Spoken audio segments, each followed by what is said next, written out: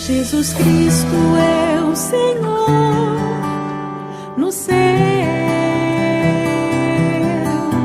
na terra y debaixo. Amén, hermanos. Entonces, gracias al Señor por, pues primeramente, por cómo lo estamos orando, porque estamos en comunión, ¿no?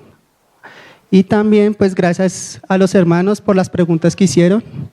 Entonces, gracias a los dos hermanos que están acá para respondernos las preguntas que nosotros tenemos. Amén. Amén, hermanos. Entonces, la primera pregunta es: ¿es cierto que Dios da revelaciones o visiones acerca del infierno y del tercer cielo?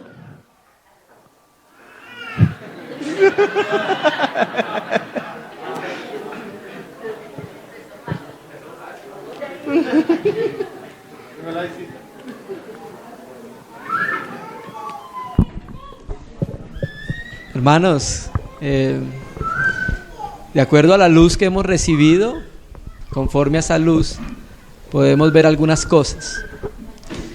Hay una profecía en Hechos 2, el día que Pedro, en Pentecostés, inspirado por el Señor, se levanta y habla y dice que a los hijos y las hijas y los ancianos iban a profetizar, iban a tener sueños, iban a tener visiones. Ahora, hermanos, creo que lo que debemos saber acerca del infierno, es la pregunta, ¿cierto? Sí, Señor. Los cielos y el infierno, creo que está en la Biblia, hermanos, ¿cierto?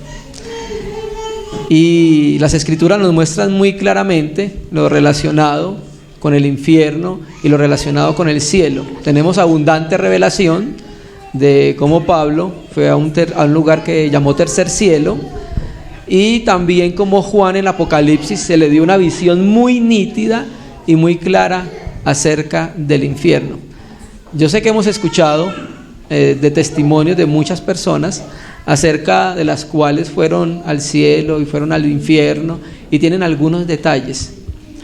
En relación con lo que dice la Biblia, yo creo que es muy clara la palabra, y pensaría que eso serían entonces unas experiencias personales que algún cristiano o alguna persona podría tener en particular en relación con eso. ¿Sí, Pablo, quieres complementar? Bueno, es evidente, hermanos, que una de las características que los profetas y los apóstoles anunciaron de la era cristiana es que había una manifestación espiritual sobrenatural. Entre eso tenemos profecías, sueños, visiones. Entonces yo pienso que la iglesia no puede cerrarse a las manifestaciones espirituales que habrían de caracterizar el Nuevo Testamento y la era de la iglesia.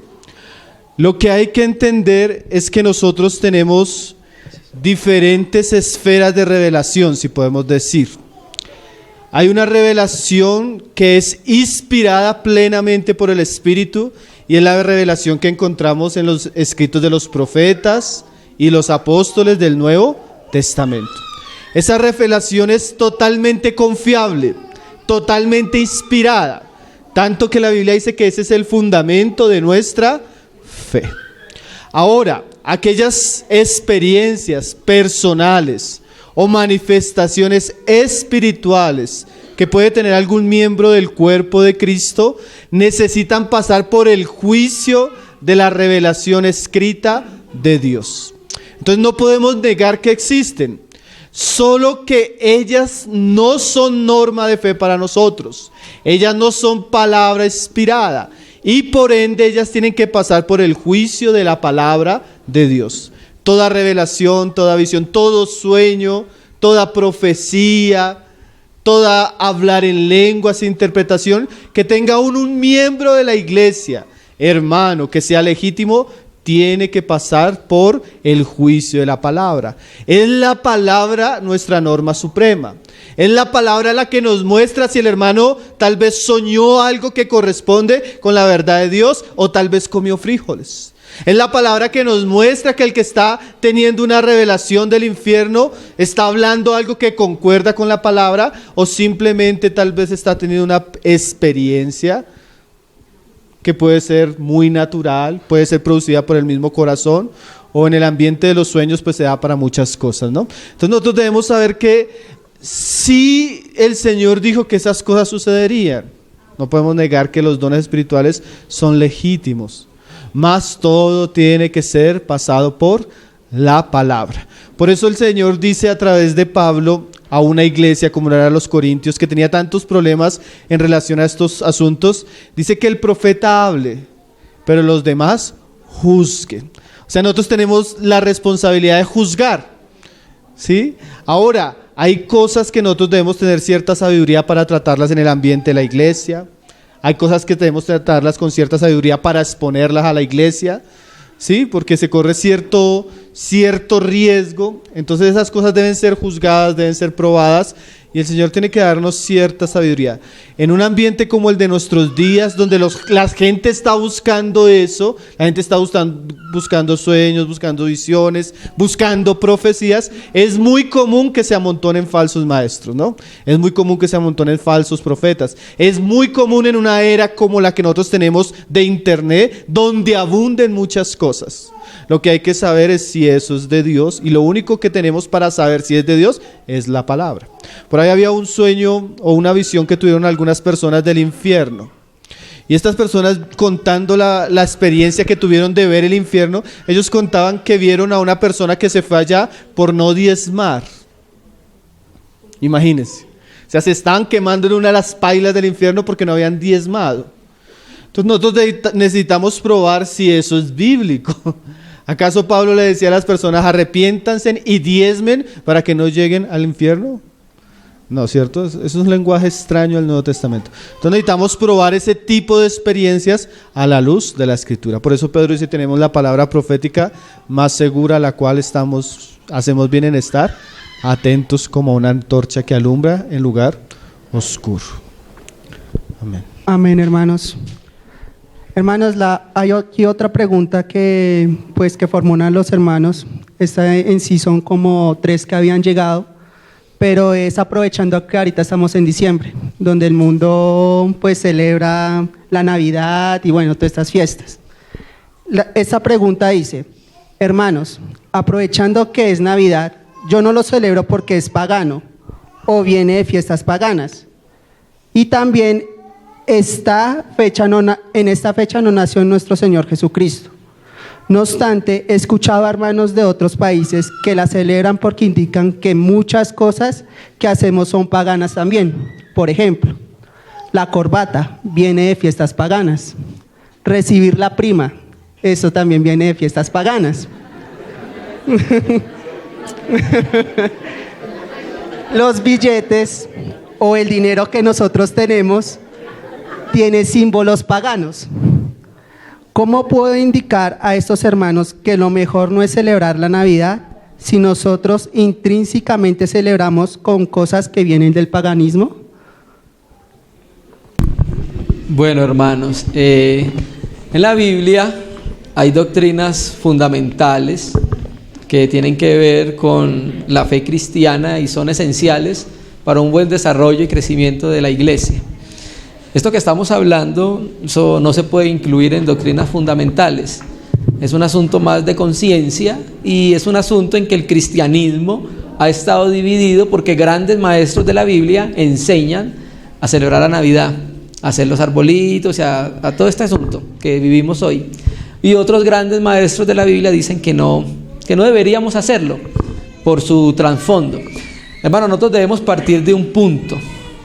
Nosotros somos una nación en la que la mayoría de nuestras fiestas son de carácter religioso. Generalmente todas nuestras fiestas tienen que ver con ámbitos relacionados con fiestas religiosas. Aquí nosotros tenemos un libro que se llama Aproximación a la fecha del nacimiento de Jesucristo. Es un folleto pequeño. Personalmente yo creo que Jesucristo nace en la fiesta de los tabernáculos, en septiembre.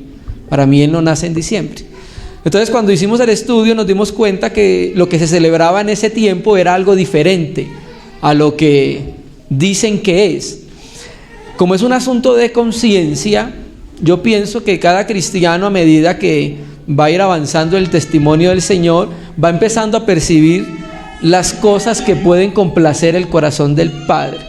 Ahora, lo de la corbata, lo del billete, lo de la prima, estos asuntos, hermanos, no tienen nada que ver con asuntos religiosos, pero la natividad ellos lo están incluyendo en una fiesta de carácter religioso.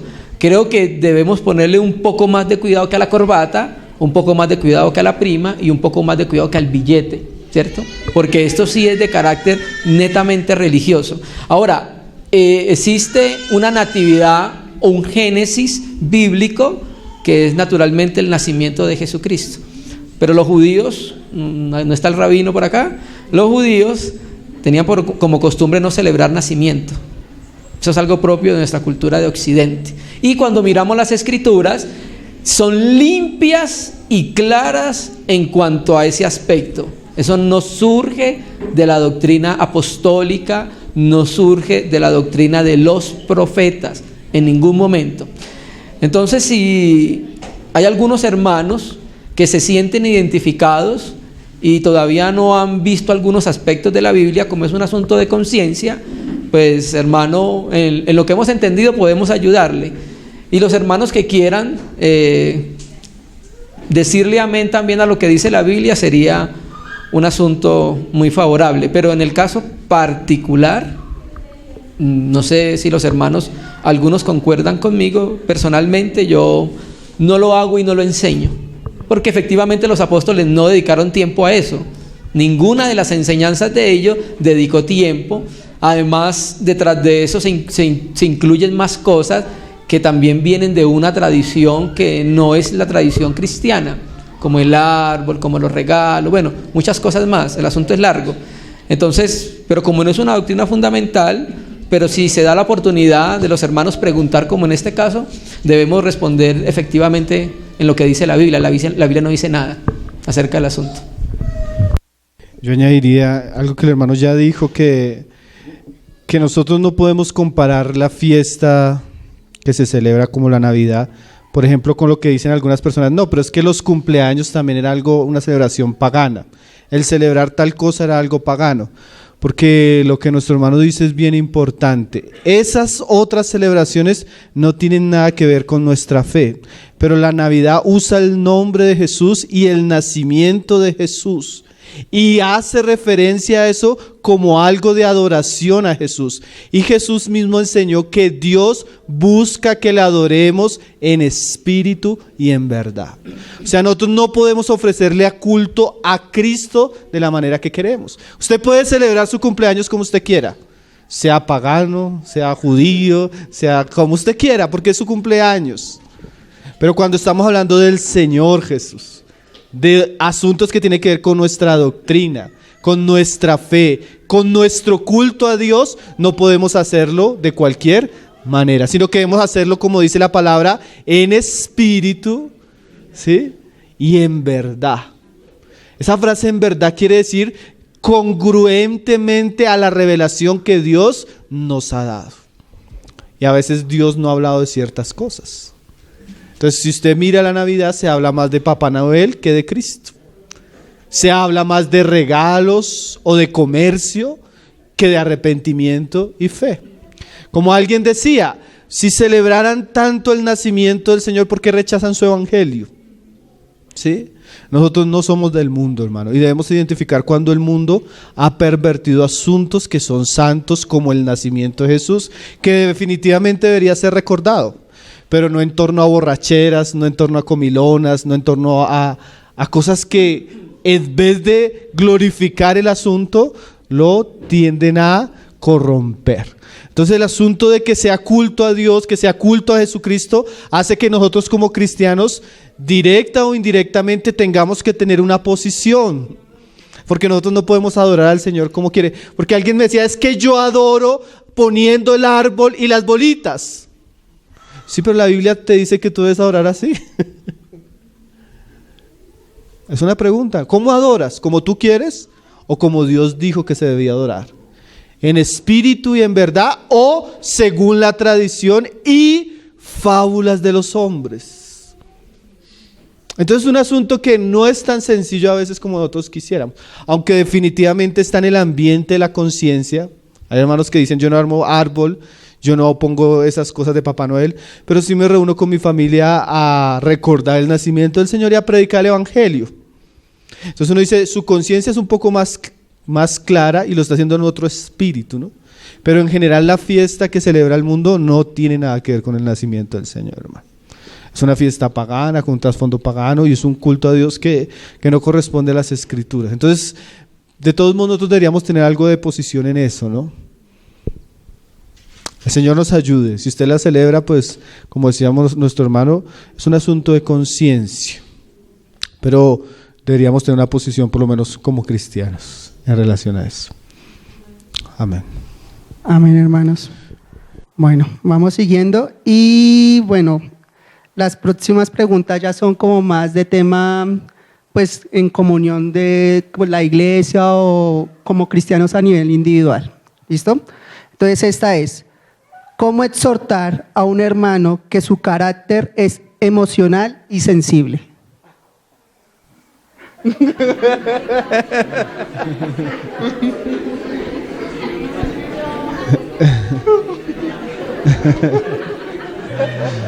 Bueno, la Biblia dice que nosotros debemos hablar la verdad siempre en amor, ¿sí? Es cierto que por causa del carácter algunos van a ser más propensos a recibir una exhortación, otros menos, pero es un deber cristiano, hermano. Cuando usted ve a su hermano que está cometiendo cosas que él tal vez sin darse cuenta está pecando, está ofendiendo al Señor, está ofendiendo a los hermanos, está cayendo en algo que, o no está cayendo necesariamente, sino que está propenso a caer, usted tiene una responsabilidad como hermano, y esa responsabilidad es amarnos y cuidarnos los unos a los otros. Ahora, como nuestro hermano enseñaba hoy en la mañana, si yo amo a mi hermano y quiero ganar a mi hermano y quiero ayudar a mi hermano, yo tengo que hablarle con amor. Y cualquier palabra dicha en amor va a ser, creemos que bien recibida. Entonces, lo que enseña Jesús es que debemos hablar con amor, con mansedumbre, porque podemos ser tentados también nosotros. Y la Biblia es muy clara, a solas, ¿no? Primero llama a tu hermano a solas, para ganarlo, y habla con él. Ahora, a veces nosotros como que evadimos esa responsabilidad con preguntas así. Ay, hermanos, pero es que yo sé que si le digo, él no lo va a escuchar. Hermano, así no lo escucha, a veces deberíamos decirlo. ¿Me hago entender? Es que yo no le digo porque él se va a irritar. Así se irrite. Es mejor decírselo en amor a que usted quedarse callado y pecar por no ayudar a su hermano por temor a algo que usted supone que va a pasar, pero no sabe si va a pasar. ¿Sí me está entendiendo? Ahora, si la persona es una persona de verdad sensible, que usted ya le habló y él no quiere escuchar, pues Jesús le dio el otro camino: hable con testigos. Y si es muy sensible y no escucha a los testigos, entonces háblelo con la iglesia. Y si es tan sensible de no escuchar a la iglesia, no debería estar entre la iglesia.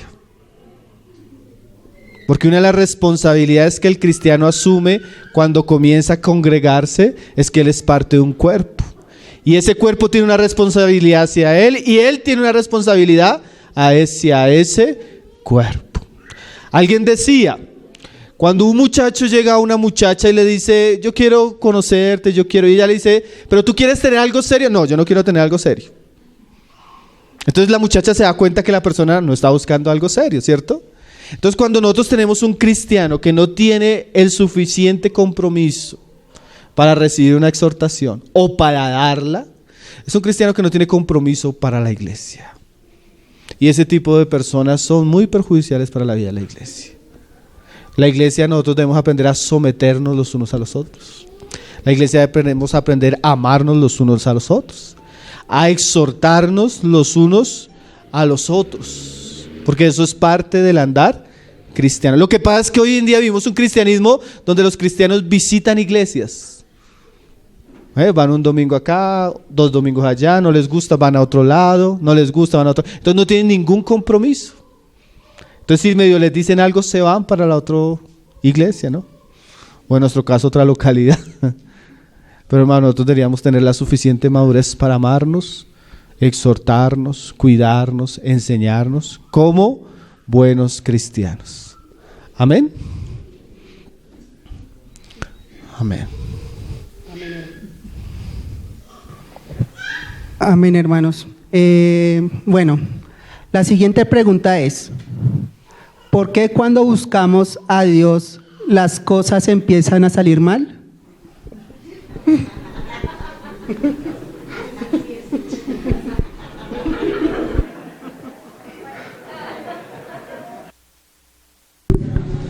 ¿A qué se referirá con mal el hermano que hace la pregunta? Bueno, me imagino que lo está viendo desde la óptica de lo que él considera como mal. De pronto no le va bien en el trabajo, problemas en la familia, problemas en el hogar. Hay un cúmulo de aspectos que nosotros debemos tener en cuenta en la vida de cada persona cuando se convierte a Cristo, ¿sí? Generalmente el Señor Jesucristo dice en los evangelios, en el evangelio, que cuando una persona se convierte a Cristo, estoy parafraseándolo,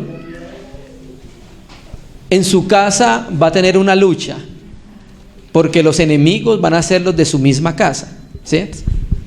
Entonces sucede algo con un cristiano, y es que la persona antes de ser de Cristo estaba en la misma condición que está el mundo: oscuridad, tinieblas y pecado, ¿cierto? Y las tinieblas, la oscuridad y el pecado son hostiles al Señor. Y vivimos en un mundo que es hostil al Señor en todos los aspectos. Entonces, si una persona sale de ese mundo, de ese ambiente, y pasa al reino de la luz, pues el Señor Jesucristo nos lo dijo muy claramente: en el mundo vamos a tener aflicciones, porque tenemos al mundo entero en contra de la luz.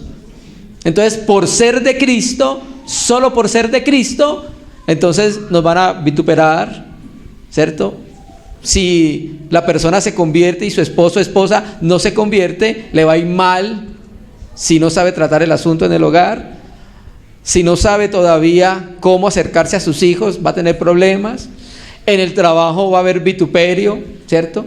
Entonces, naturalmente, el enemigo también empieza a hacer un trabajo para desprestigiar el evangelio, para que la persona piense que la decisión que tomó no era la más adecuada, porque mire cómo le está yendo.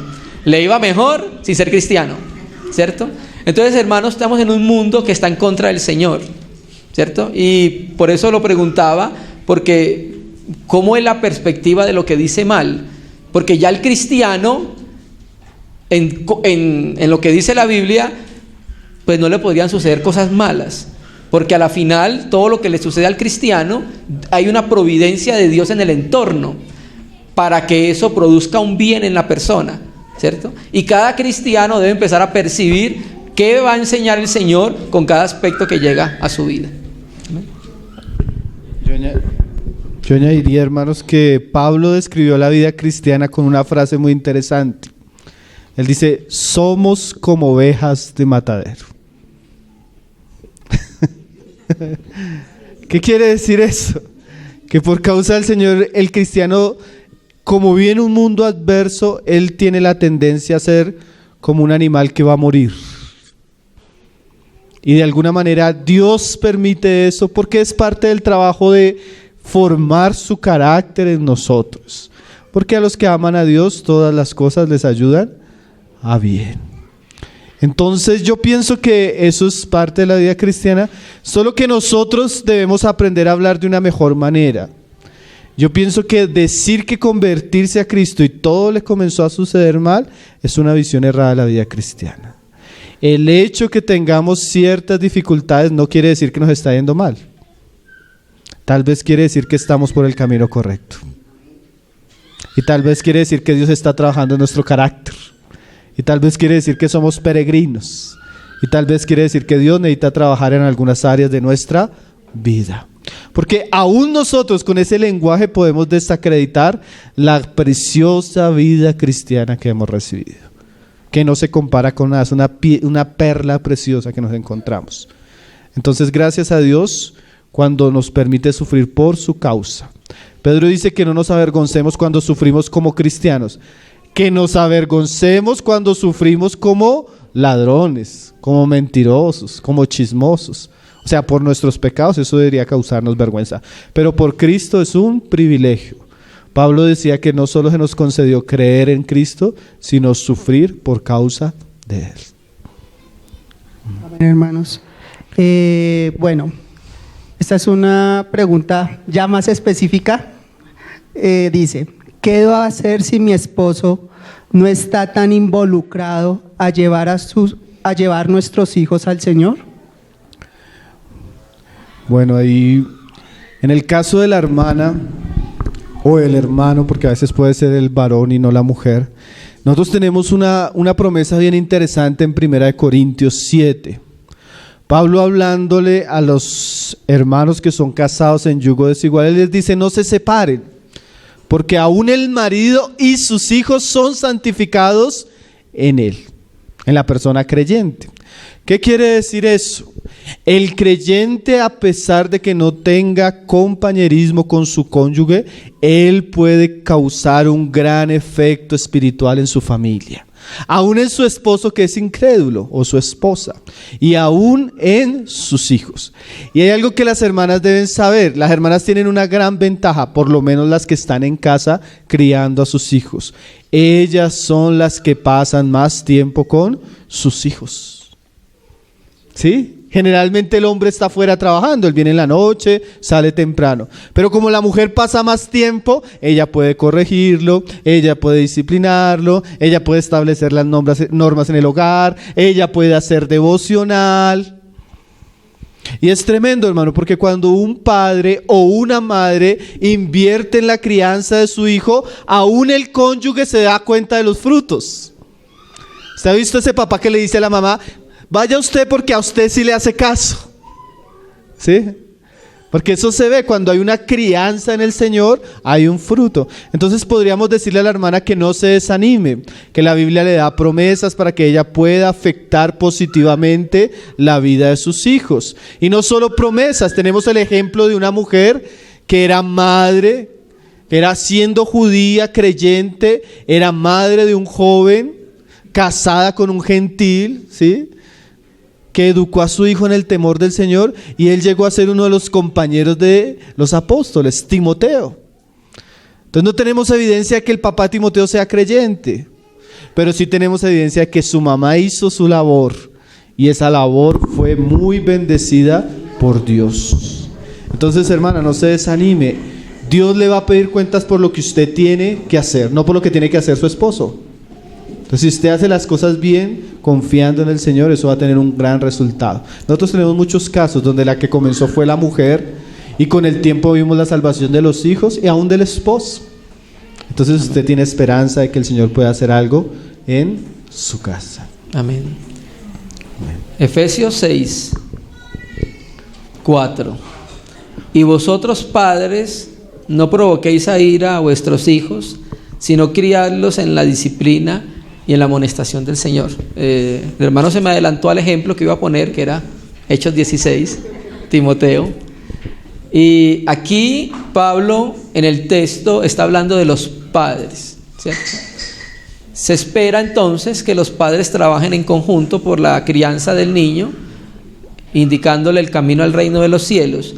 Pero cuando uno de los dos no es parte del cuerpo de Cristo y no es participante de la naturaleza santa, es responsabilidad del cristiano de hacerse cargo de ese trabajo, sea hombre o sea mujer. En este caso hicieron la pregunta en relación con la hermana que tiene un esposo que no le ayuda.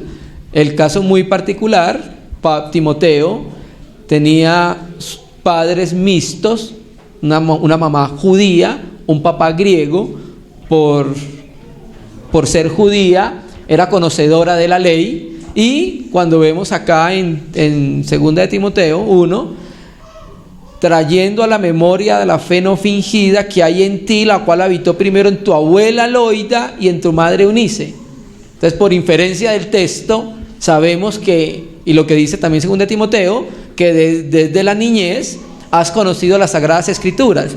Entonces no es muy difícil entender que la que le enseñó las Sagradas Escrituras fue su mamá y su abuela. Y el padre, por ser griego, en ningún momento lo involucran.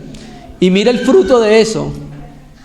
Uno de los mayores colaboradores con Pablo en la historia de la iglesia primigenia cuando empezó a surgir. Entonces es responsabilidad del que es nuevo nacido, porque ese es el que tiene el Espíritu Santo y es el que percibe cómo debe llevar el camino, por dónde debe llevar a sus hijos. Amén, hermanos. Yo añadiría una cosa más, que uno a veces habla con las hermanas y con los hermanos. Cuando uno habla de educación de los hijos, hasta el hombre más impío, piense usted en una persona, en un narcotraficante, aún el bandido más bandido, él va a querer tener un hijo bueno, ¿cierto? Yo no conozco el primer malo que piense que querer tener un hijo malo. Entonces la mamá puede, en la sabiduría de Dios, aún hablar con su esposo los grandes beneficios y la importancia de una educación en el Señor, ¿sí?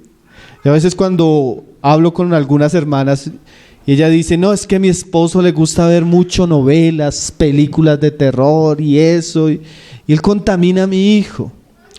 Entonces yo un día le decía a una hermana, bueno, siéntate con tu esposo, porque es que tu esposo, si no es creyente, pues él no ve, él es ciego. Pero si tú te sientas y le dices, bueno, esposo, ¿tú quieres que de pronto nuestro hijo sea, no sé, un asesino? Eso que tú estás viendo en esa novela, mira ese drogadicto, mira ese homosexual, mira, ¿tú quieres eso para nuestro hijo? Porque de alguna manera nosotros somos la conciencia de los incrédulos. Y de alguna manera la mujer creyente, de alguna manera se tiene que volver la conciencia de su esposo incrédulo. Y siempre que nosotros tocamos la conciencia de los hombres, hay una reacción. Él va a decir, yo no quiero que mi hijo sea esto, ¿no? ¿Sí? Entonces hay una sabiduría que Dios nos puede dar para ayudar a una de las personas que no tienen el suficiente entendimiento para conocer lo que es verdad y lo que no es verdad. Entonces una mujer sabia, sujeta, decorosa, amorosa, que sabe hablarle a su esposo, puede influenciarlo grandemente, hermanos. Yo he visto mujeres cristianas que tienen un efecto tremendo sobre la vida de sus esposos impíos, porque son mujeres que se sujetan, que aman, que son sabias, ¿no? Ahora la mujer cantaletosa, la mujer insumisa, la mujer rebelde, hace que el incrédulo aborrezca todo lo que tiene que ver con el Señor, ¿cierto? Entonces, si la mujer es sabia, de buen carácter, no solo va a tener un gran efecto sobre la vida de sus hijos, sino sobre la vida de su esposo. Amén, hermanos. Muchas gracias. Hermano, bueno, esto ya son preguntas más en cuanto a la fe y la salvación, ¿sí? Listo. Entonces dice, preciosos hermanos en Cristo, aunque no sé si quieran llamarme su hermano luego de formular mis preguntas. ¿Me pueden decir cuál es la diferencia de la fe falsa y la verdadera? Para mí lucen igualísimo. ¿Cómo saber? ¿Cómo y cuándo ocurre la regeneración? ¿Cómo sé si soy nacido de nuevo o me veo como Nicodemo? ¿Cómo reconocer el arrepentimiento? He llorado, pedido perdón, prometido no volver a hacer eso, pero vuelvo a tener frutos de la carne y me subyugan. ¿Por qué me cuesta en ocasiones orar y leer la Biblia? Gracias y por favor, perdónenme. Son como 10 preguntas aquí, hermano. ¿Cómo vamos a hacer? Yo le recomendaría leer la primera y la segunda revista de Tesoros Cristianos. Una pequeña publicidad. Sí. Si quiere, vamos a responder. ¿Quieres ir respondiendo? No, dale. Bueno, aquí dice la primera, dice, ¿cuál es la diferencia entre la fe falsa y la fe verdadera? Para él lucen igual. ¿Cómo saber? Bueno, eso, si es falso y es verdadero, aunque se parezcan, no lucen igual. No lucen igual, ¿no? Yo pienso que Jesús en un versículo responde esa pregunta, por sus frutos. La fe genuina, como nuestro hermano estuvo enseñando ayer y hoy, tiene frutos genuinos. La fe falsa no tiene frutos verdaderos. Nosotros podemos imitar por un tiempo algo, ¿cierto? Pero con el tiempo lo que es verdadero se conoce y lo falso también se conoce.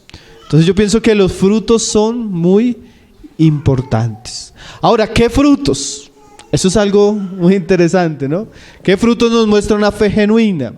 Una fe genuina, por ejemplo, en el caso de los tesalonicenses, la fe genuina no solo se caracteriza por aquello que acoge, sino por aquello que rechaza.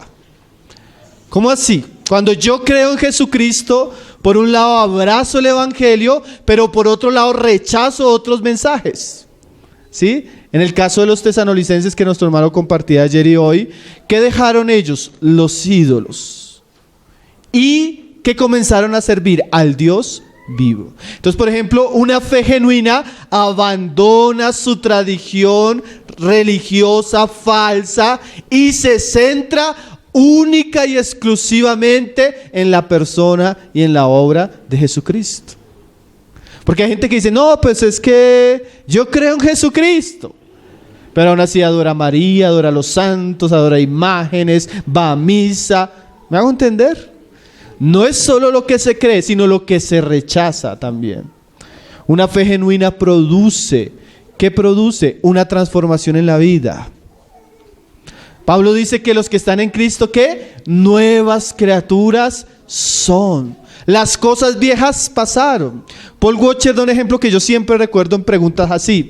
Y él dice que sería ilógico que una persona llegara a la reunión y dijera, no, yo me encontré con un tren. Y el tren venía tan rápido que no pude pasar la carrilera y el tren me atropelló, me pasó por encima. Pero me levanté, me sacudí y pude llegar a la reunión, gracias a Dios. Usted dice, ¿le atropelló un tren, le pasó por encima y sigue siendo el mismo? No, o es mentiroso o es loco. Entonces las personas que dicen que se encontraron con el tren del Evangelio y siguen viviendo de la misma manera, siguen andando en los mismos pecados, siguen revolcándose en las mismas cosas del mundo, no pueden orar, no pueden leer las Escrituras, no pueden adorar a Dios. ¿Qué transformación vivió? El Evangelio, aunque es por fe, produce una transformación, tanto que Pablo dice que es una nueva vida. ¿Sí? Claro, de ahí en adelante comienza un camino. Pero el Evangelio es tan poderoso, hermano, que hace que asesinos se vuelvan pacificadores, adúlteros se vuelvan hombres fieles, borrachos se vuelvan hombres con dominio propio, mentirosos se vuelvan hombres habladores de verdad. Entonces el Evangelio trae una transformación tremenda. La fe genuina genera una transformación profunda en el corazón de la vida de la persona. Si no hay esa transformación, nosotros podemos dudar el tipo de fe que tiene esa persona. Ahora, hermano, eso tiene muchas dificultades. ¿Por qué? Porque nosotros vivimos una generación donde no se predica el Evangelio con pureza. Entonces tenemos muchos cristianos que van un domingo a una religión cristiana sin haber escuchado tal vez las verdades más esenciales del Evangelio. ¿Sí? Hoy a las personas no se les habla de arrepentimiento, no se les habla de fe, sino se les habla de superación, prosperidad, o están saturadas de milagros y falsas señales. Corren tras el éxito, mas no corren tras la cruz. Corren tras el pastor, mas no corren tras Cristo. Entonces ese ambiente hace que se generen muchas conversiones psicológicas o emocionales que muchas veces carecen de una genuina realidad. Entonces, aunque parece una pregunta simple, en nuestros días por el tipo de predicación que se da, es muy difícil encontrar a veces aún en los ambientes cristianos personas que tengan evidencia de una verdadera conversión. Pero bueno, de verdad les animo a leer la revista de Tesoros Cristianos. La primera se llama El Evangelio, trata el Evangelio, las evidencias del Evangelio, y la segunda, el arrepentimiento, que es también parte de la pregunta, donde ahí nosotros entramos en un poco más de detalle sobre esos asuntos que son tan necesarios en nuestros días. Amén. Creo que se respondieron muchas de las preguntas acá. La tercera, ¿cómo sé si soy nacido de nuevo? Hoy me veo como Nicodemo. Lastimosamente, Nicodemo no era nacido de nuevo. De pronto, después del encuentro con Jesucristo, se puede contar como discípulo de Cristo, pero en el momento que se acercó al Señor no era un nuevo nacido. Ahora, Colosenses 3:1 dice: si pues habéis resucitado con Cristo, buscad las cosas de arriba, donde está Cristo sentado a la diestra de Dios. Hay muchas evidencias que nos muestran una fe verdadera. Hay muchas evidencias que nos muestran una persona que se ha arrepentido verdaderamente. Y sumando a lo que decía ahorita el hermano, otra evidencia de que una persona ha nacido de nuevo es porque tiene una atracción por el cielo. Generalmente ahora su corazón, que era atraído por la tierra, da un giro, y esta persona empieza a desear los asuntos celestiales. Si pues habéis resucitado con Cristo, o sea, has nacido de nuevo, tienes una nueva naturaleza. Si en esa persona ha ocurrido ese nuevo nacimiento, ha resucitado con el Señor como nueva criatura, esta criatura va a desear las cosas que provienen del cielo. Va a ser una persona que va a anhelar todo lo relacionado con la economía de Dios, con su palabra, con la comunión, o sea, todos los aspectos que tienen que ver con la palabra. Entonces aquí, en la última, que ya Pablo lo respondió, ¿por qué me cuesta en ocasiones orar y leer la Biblia? Cuando una persona tiene ese problema, hay que mirar si verdaderamente ha tenido un encuentro con el resucitado, porque generalmente los que nacen de nuevo aman esto que estamos hablando. Un cristiano que ha nacido de nuevo ama orar. ¿Quién no quiere orar? O sea, una persona que no ha nacido de nuevo no sabe qué es el ejercicio de la oración, no ama orar. Una persona que no ha nacido de nuevo no ama la palabra del Señor. Entonces, sumando a lo que dice, si la persona ha resucitado, hay una evidencia, y es que anhela las cosas celestiales. Ahora, hermano, yo complemento un poco esa pregunta de por qué me cuesta. Nuestro hermano dice, el cristiano nuevo, el nuevo creyente, como el niño cuando nace llora, el cristiano nuevo creyente ora, ¿sí? Ahora, el hecho de que nos guste orar no quiere decir que nos sea fácil. Así. Porque la oración, como un ejercicio espiritual, se debe ejercitar. ¿Qué quiere decir eso? Eso quiere decir que debe haber cierta disciplina en la oración, cierto esfuerzo, cierta dedicación. Es más, hay hermanos que recomiendan de una manera, yo pienso que muy sabia, hasta tener horarios de oración, hasta tener tiempos específicos para orar, hasta tener lugares para orar, donde usted pueda estar tranquilo a solas, donde usted sepa que no lo van a interrumpir, donde usted sepa que va a estar a solas con Dios. Entonces yo puedo decir que todas las mañanas me cuesta orar, pero oro. Hermanos, que nada que sea valioso no nos va a costar. ¿Me está entendiendo? Todas las cosas preciosas de la vida de la cristiana tienen un costo. Entonces, para orar yo tengo que esforzarme. Para orar yo tengo que apagar el televisor. Para orar yo tengo que decirle a ciertas amistades que no. Para orar yo tengo que apartar tiempo. Como decía el hermano Martin Lloyd Jones, para ser santos hay que apartar tiempo. Y si usted no saca tiempo para orar, nunca va a orar. Lo mismo no solo con la oración, con la lectura de la palabra. Si usted no saca tiempo para leer la palabra, nunca va a leer la palabra. Si usted no saca tiempo para dedicarse a ciertas cosas que le benefician, nunca lo va a hacer. Entonces, el cristiano debe saber que siempre le va a costar, pero que es muy natural que él debe orar y que él debe leer la palabra. Y no solo debe saber que le va a costar. Hermano, nosotros debemos saber que la oración, la lectura de la palabra tiene enemigos. Por ejemplo, En este momento su carne es su enemigo. Usted está que se duerme. O el que está al lado lo está distrayendo. Usted dígale, usted es mi enemigo. Yo estoy escuchando la palabra.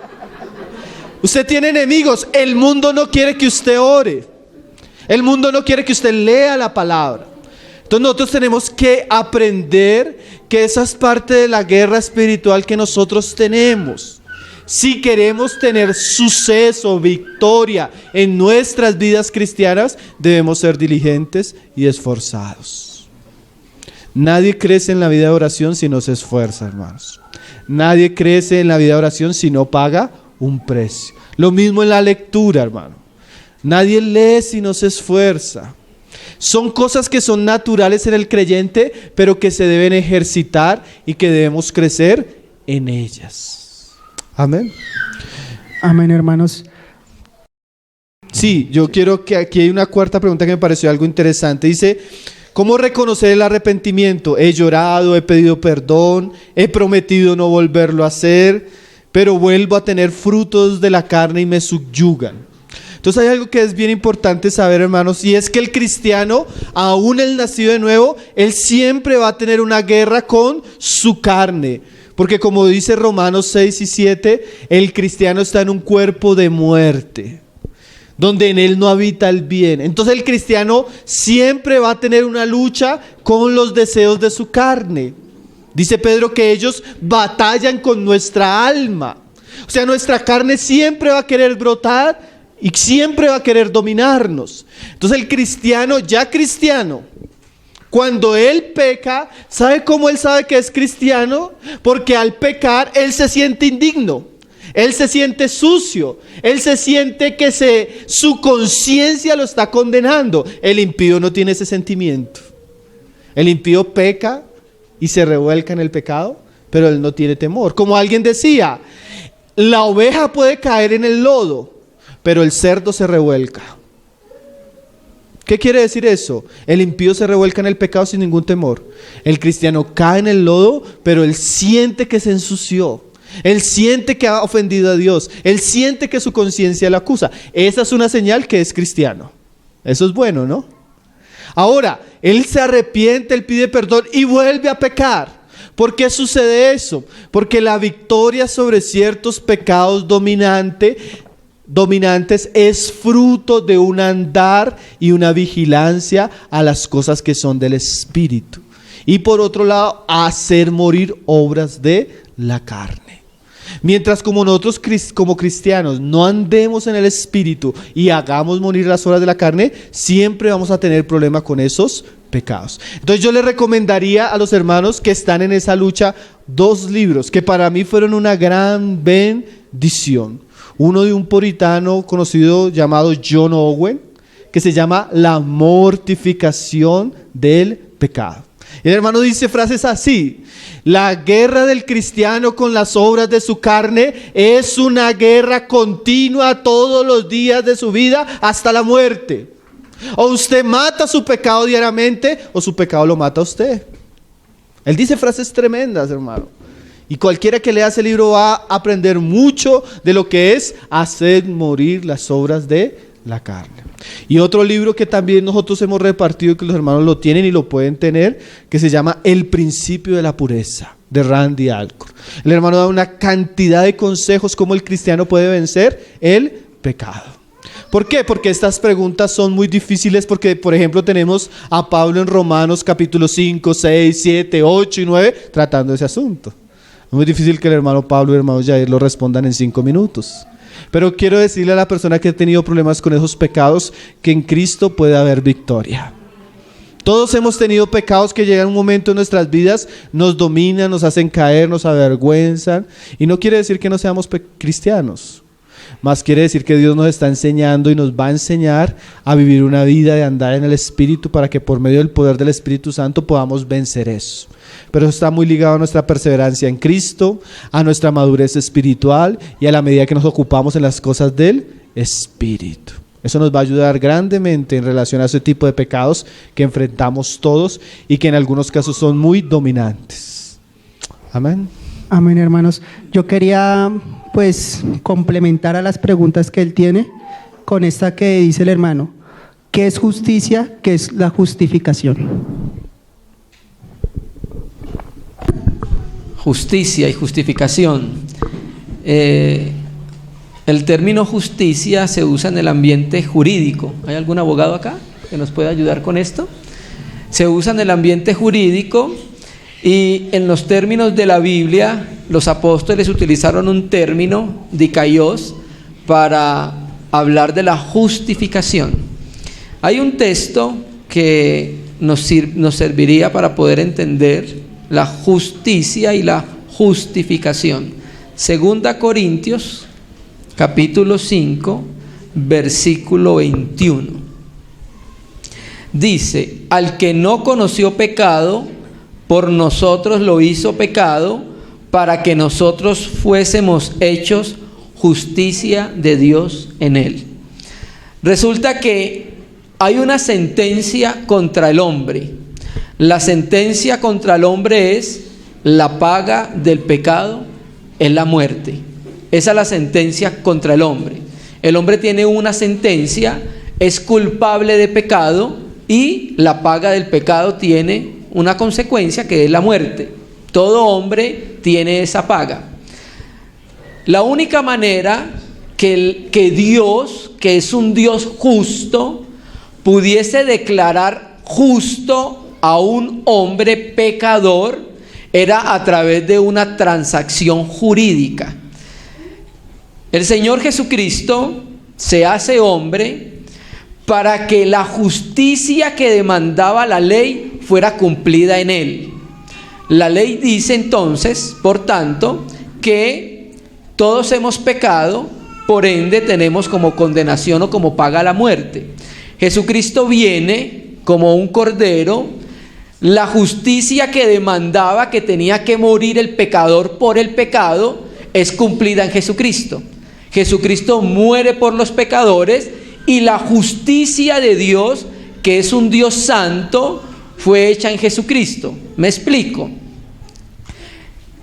La Escritura nos muestra casos de jueces injustos.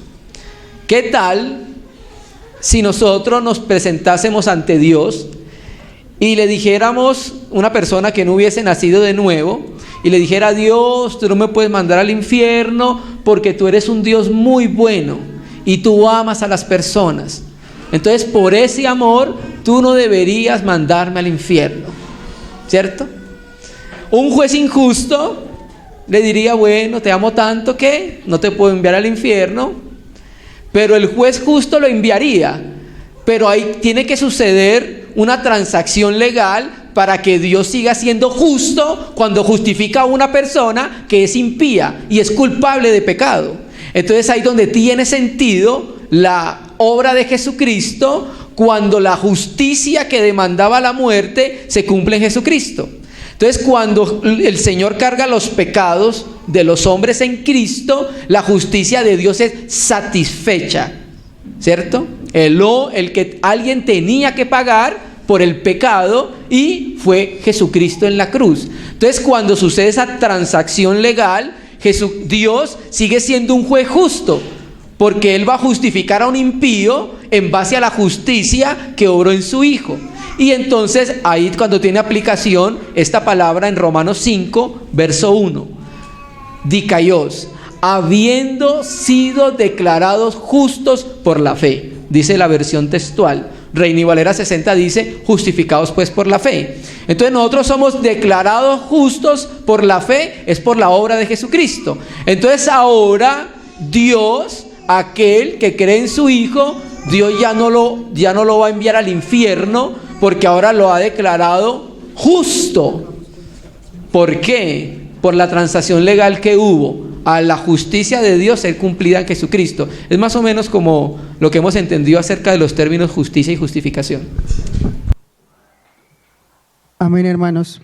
Esto ya es una pregunta más específica en un pasaje que dice la Biblia, en Apocalipsis, que dice: cuando no nombran por cuanto eres tibio te vomitaré, ¿son o no son parte del cuerpo? Es decir, ¿son salvos o no son salvos? Pues sabiendo que pues lo están hablando a una iglesia, ¿no es cierto? Sí, para entender entonces el texto, tenemos que partir del hecho que Jesucristo está hablando a las iglesias. Son iglesias, son creyentes. Pero esta iglesia, esa es la iglesia en la Odisea, andaba en una condición un poco deplorable. Nosotros tenemos una predicación que se llama La tibieza de la iglesia, donde hablamos del asunto. Entonces, creo que como es un mensaje a la iglesia, son nuevos convertidos, creyentes en Jesucristo. Hay un texto, para que me entiendan, hay un texto que se utiliza mucho en la evangelización. Las personas evangelizan y dicen, Jesús, yo estoy a la puerta, ¿cierto? Aquí llamo a aquel que cene conmigo, aquí abra la puerta, cenaré con él y él conmigo. Y resulta que es una iglesia, no es para el mundo, porque el que abre la puerta del corazón son los cristianos. La persona tiene que arrepentirse para que Cristo venga a su corazón. Entonces es una iglesia que está haciendo todo sin Cristo, lo tiene afuera. Es un lenguaje figurado que está utilizando.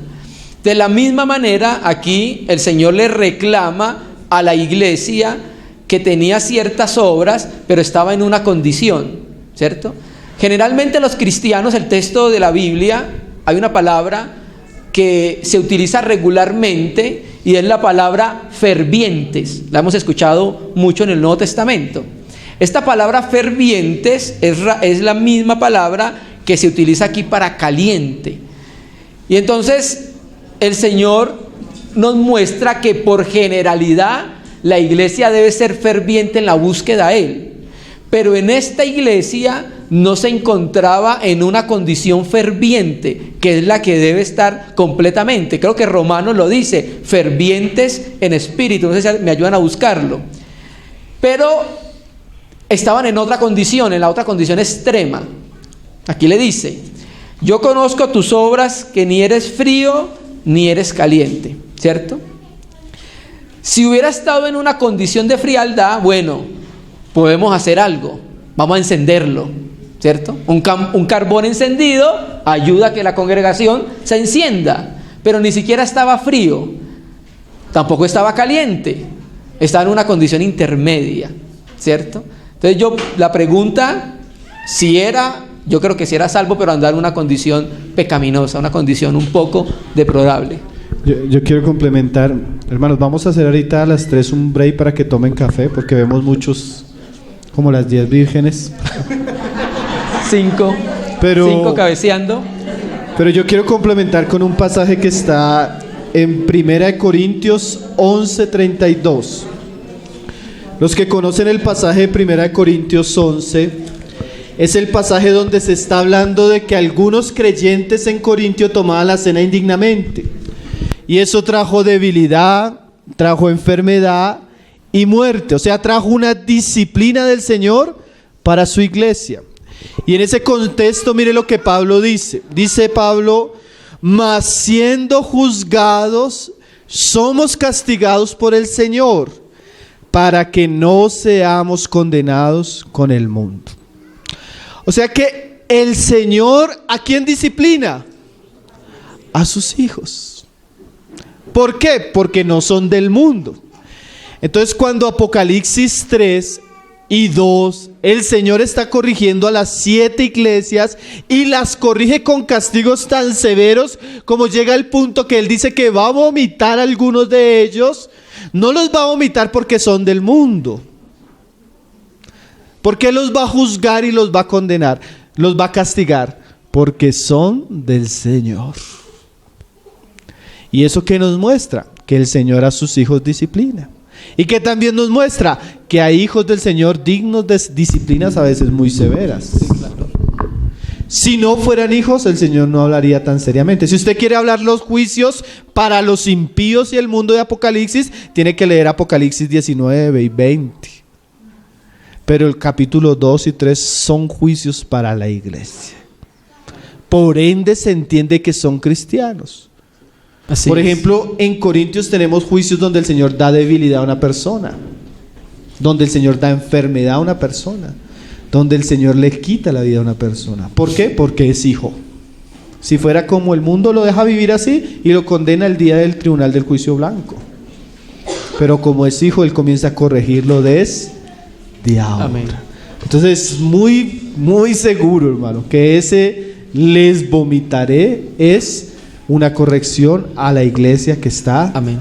en el estado que es necesario ser corregido. Amén. Quisiera aportar estos 2 versos ahí mismo en Apocalipsis que nos aclara, nos muestra que efectivamente eran parte de la iglesia. Por tanto, yo te aconsejo que de mí compres oro refinado en fuego para que seas rico, vestiduras blancas para vestirte y que no se descubra la vergüenza de tu desnudez, y unge tus ojos con colirio para que veas. Yo reprendo y castigo a todos los que amo. Amén, hermanos. Ao leão de Judá.